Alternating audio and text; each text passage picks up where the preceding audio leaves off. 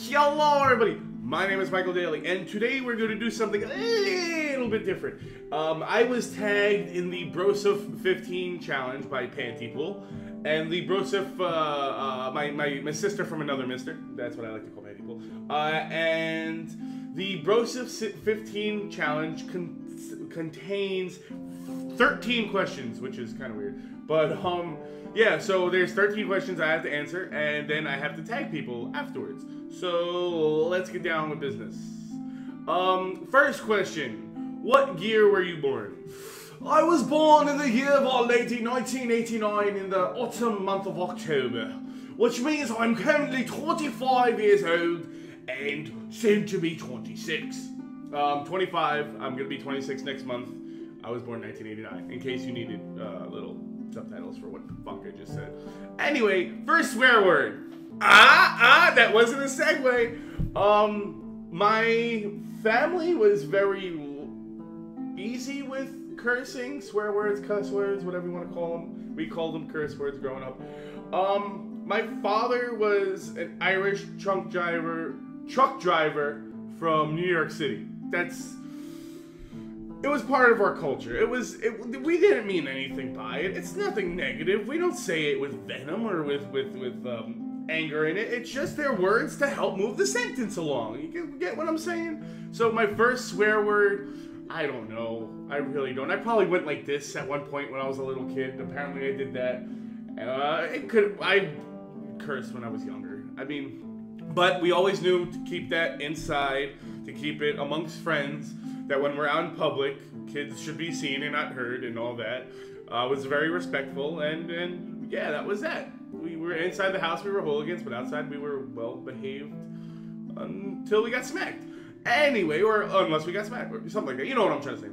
Favorite TV show. What was my favorite TV show growing up? I don't even know. I mean, I loved Power Rangers when I was a little kid. And then one morning, I woke up at 7 o'clock as usual to go to school, and this new show was starting up. It was the very first episode. It was called Pokemon, and I caught the very first episode of Ash getting Pikachu, or moving out of his house or whatever, and going on his big adventure. And I proceeded to watch every single episode for like the first 2 or 3 seasons. So that became my life. I mean, I had the cards, the games. Pokemon was love. Pokemon was life. I'm gonna say Pokemon was probably my favorite show growing up.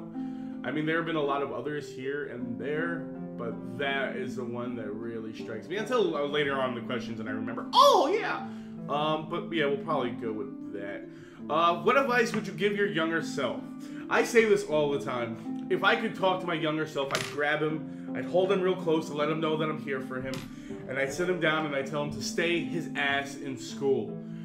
I'm the kind of student that can sit in the back of class, joke the entire time, not pay attention, never do homework, and still get an 85, 90 on tests on almost every subject except Spanish and math, because those require repetition. School came very easy and very natural for me. I love school. I love learning. It's one of my passions is learning. I still sit here to this day and watch documentaries.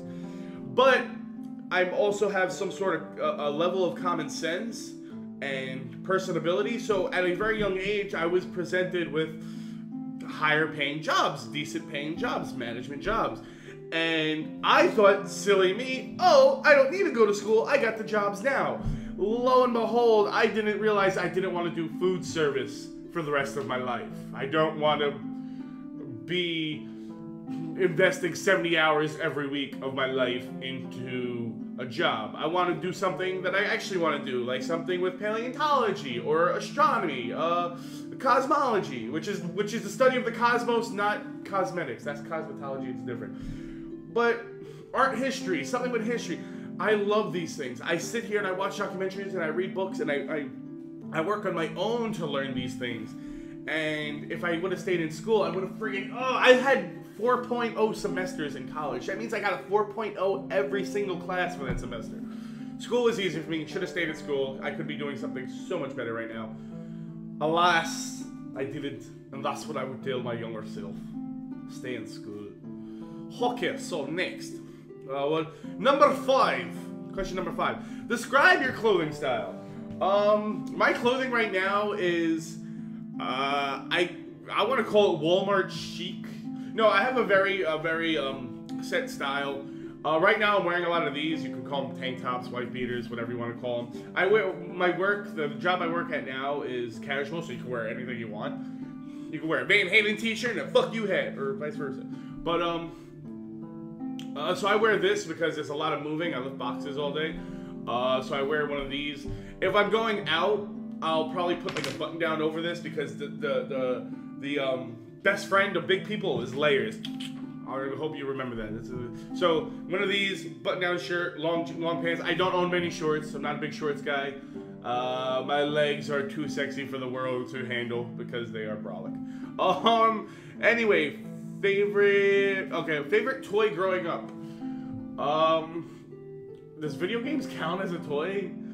I would hope so, because I really didn't play much with. I mean, I had Stretch Armstrong. I had like action figures and little toys like that, but not really ones that I played with often. I would be more out there playing baseball or like playing at the park or hide and seek or tag. And then when I'd come home, play video games and video games, that's how you say it, and on the computer. So yeah, I don't really have a favorite toy. There's pictures of me with a Barney when I was 3 years old running around that apparently was my best friend, but I don't remember it, so it doesn't count. Okay, number 7. Most embarrassing moment. There's one that peeks in. I know there's a dozen of them that I can't think of right now, and thank you, God, for helping me forget. I mean, am I right? I wish I could forget everything embarrassing moment. But there's one that really, really, really sticks to me. High school. I'm going to paint the picture. It's high school. It's, well, I'll say sophomore or junior year. We're playing Steal the Bacon. And if you guys don't know what Steal the Bacon is, you got Team A and Team B line up equidistant from a center point. And when everyone is assigned a number, and when the teacher calls a number, both people, one on each team that has that number, run to the middle, try to grab a bowling ball pin, and bring it back to their line without being touched. That being said, I'm number 22. There's a tall, skinny girl on the other side, number 22. Number 22 is called, this is my moment to shine. This everything, all my life has been set up to this one moment right here. I'm going to steal that bacon and bring it back for my team to claim victory. So I, with all the energy and enthusiasm of a 17-year-old boy or a 16-year-old boy, start running for the bacon, and so does the girl on the other side.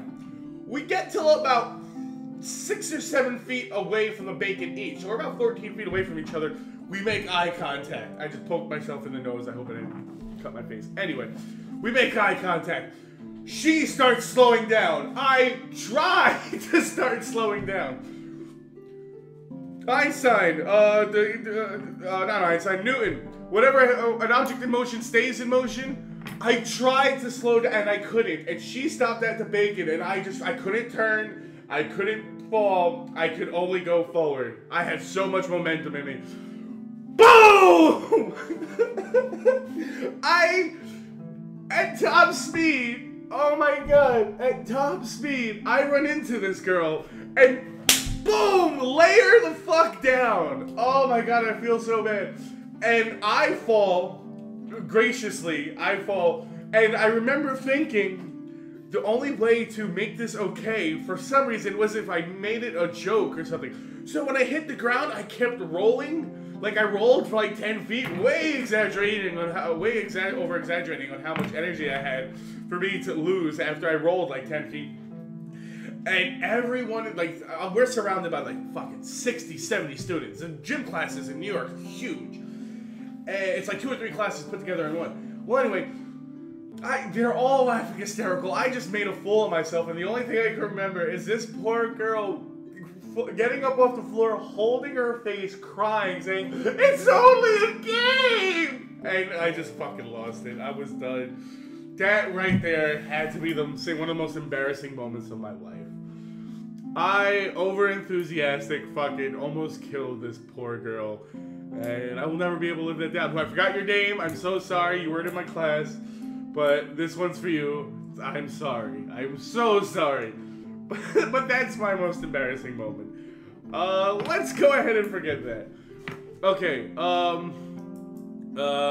first R-rated movie is the next question. Question number 8. What was my first R-rated movie? I know this. It was Jurassic Park. My uncle thought it would be funny. Now, let's do the math. I was born in 89. The end of 89. Jurassic Park came out in 93. I forgot what month. So at the very, very oldest, I was 4 years old.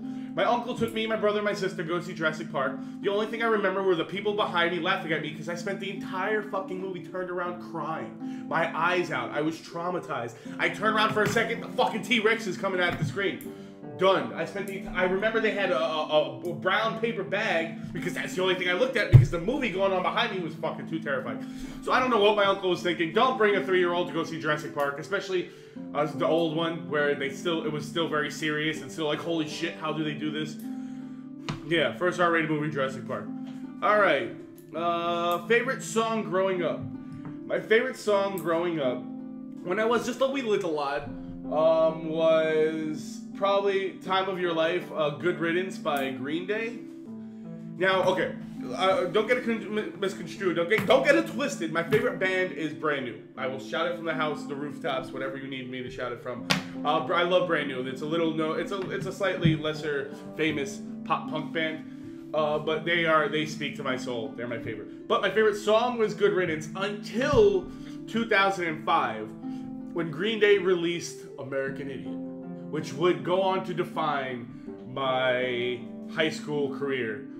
And there was a song on American Idiot, not the song, the album. On the album American Idiot, there was a song called Jesus of Suburbia. And it was 9 minutes and 3 seconds, I believe, of pure epicness. And it was just a punk anthem, and I loved it. And that is the song that brought me into punk at its whole, or pop punk, I should say, emo, which is my absolute favorite. I mean, I can go on and on and on forever. Another really good song that I like is Sum 41's Haven't Been Home for a While. Oh my god, not Walking Contradiction, that's in it. Walking Disaster, wow. That's another Walking Disaster or Jesus of Suburbia. I'm probably going with Jesus of Suburbia, although Walking Disaster is an amazing song. Anyway, that's take too far or too long in this question. Pardon me. Favorite console and favorite game. If computer counts, I'm gonna go ahead and say computer. I'm computer master race. I've been playing computer for years. I mean, when Xbox Live came out, everyone was like, "Oh my God, you can play with your friends! This is crazy!" And I've been like, "Yeah, welcome to Counter-Strike. We've been doing this for years." Favorite game. It's always changing. It's always changing. Right now, it's Heroes of the Storm still. I mean, for years it was Counter-Strike, and then StarCraft 2, not StarCraft 1, Brood War, user map settings, and then it was Warcraft and WoW, World of Warcraft, and it just keeps changing. Heroes of New Earth. It's always changing. But it's gonna be computer. If it can't be a computer, I'd probably say Nintendo 64. And my favorite game is Super Smash Brothers. Actually, Super Smash Bros. Melee on the GameCube. I never owned the GameCube, but my best friends did. And fucked their asses up, although one of them was better than me. Nick was still better than you. Alright. What do you do when you are upset? I don't really get upset. I'm more of a stoic. When I do get upset, that's a lie. I mean, everyone gets upset. But I know that when I'm upset, whatever is upsetting me is a temporary fashion. It's gonna change. Nothing is permanent. Nothing in this life is permanent. No matter what is bothering you, no matter how much pain and suffering you're under, it'll be gone soon, and it will be okay. It's hard to look into the future when the pain is bringing you so far now, but you gotta know that's what life is about. The hills and valleys. And when I'm upset, I kind of just go on my own. I go into my computer room, or I don't know. I'm an introvert when it comes to that. I keep it to myself. I definitely keep my problems to myself. I like to solve things inwardly. Okay, as we're moving along, that just got really happy. Do you believe in ghosts, aliens? Yes and yes. Ghosts are a scientific phenomenon that we do not understand yet. Just like someone one time said, ghosts are like lightning. A couple hundred years ago, people thought lightning was the gods being mad at us sending shit. Now we know better. We think ghosts are of the past are our loved ones that after they die, they hung around, like Casper. What I believe ghosts are is when we have the ability to implant our energy in the world. Perfect example. Look at the sun. Look at the sun and then close your eyes. The sun, you don't see the sun anymore, but it left an imprint. The energy was so strong, it left an imprint in your eye, and you can still see it. You can still see the little outline of the sun. That's what a ghost is. When a person goes under great emotional stuff, or when a person is dying, they put out so much energy that the earth absorbs it and holds on to it. And that's what you see when you see a ghost, is the imprint of the person that lived here. I don't know, that's my theory, don't quote me. Anyway, aliens, there was about 7 or 8 years ago, there was a scientific article that said they found arsenic-based life forms in the La Brea tar pits in California. Now, I'm not going to go into what the implications of this means, but if you understand what this means, arsenic-based life form, and you read the article and you realize that lightning didn't strike just once, but twice on Earth, that there's a constant push towards life in the universe. That's what evolution is. Evolution is to constantly make sure life is succeeding, that the world is hospitable for life to prosper. And with that article, you kind of realize that it gives you the whole mathematically impossible for there not to be an alien life form somewhere. I'm not saying they're around here, I've never met one, I don't know, but I do know is that it'd be mathematically impossible for there not to be another life form somewhere, intelligent life form. If they've gotten here yet, who knows? Maybe. They might be able to fucking interdimensionally travel here, like that's their regular, like we walk, they do that. We don't know. You just have to, you never limit yourself to expectations. Never ever limit yourself to expectations. The world is much crazier than you would think. Do you believe in ghosts? And the last, but certainly not least, likes and dislikes about YouTube. I love YouTube. I love YouTube for a very particular reason. It is a soapbox for everybody. No matter if you are a multi-million-dollar business or trillion-dollar media company that puts their shows on YouTube, or little bits of their shows on YouTube, or if you're fucking Joe Schmo Michaeldaley that just likes to record and make people laugh and likes to have people talk with them about shit that they find entertaining and the things that they both enjoy, like video games.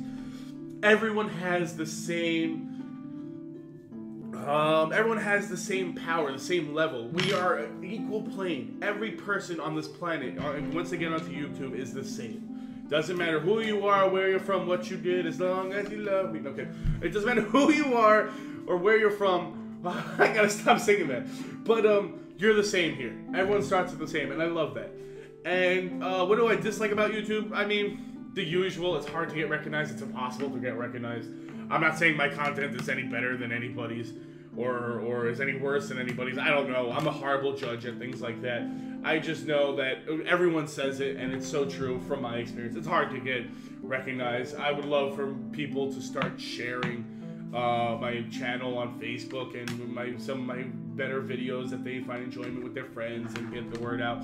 But you don't gotta beg, but you have to beg. You have to let yourself get out there. You have to put in the work. You have to put in the hours, and that's what it is. It's hours. It's hours and painstaking hours. Well, before this gets any longer, because this is kind of long as it is, I'm gonna end this. This was the hashtag Brosa15 challenge. I'm gonna go edit this and put some nice music behind it and get it all done and upload it to you guys. So Panty Pool, thank you very much for tagging me in this. Now I have to tag 3.